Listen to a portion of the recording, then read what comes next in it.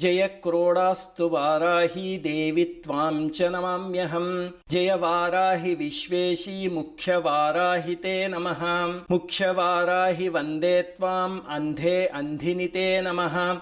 सर्वदुष्टप्रदुष्टानां वाक्स्तम्भनकरी नमः।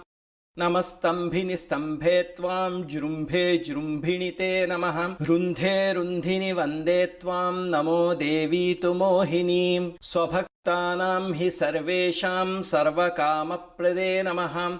बाह्वास्तम्भकरी वन्दे चित्तस्तम्भिनि ते नमः। चक्षुस्तम्भिनि त्वां मुख्यस्तम्भिनी ते नमो नमः। जगत्स्तम्भिनि वन्दे त्वां जिह्वास्तम्भनकारिणीम्। स्तम्भनं कुरु शत्रूणां कुरु मे शत्रुनाशनं। शीघ्रं वस्यञ्च कुरुते योऽग्ने वाचात्मके नमः।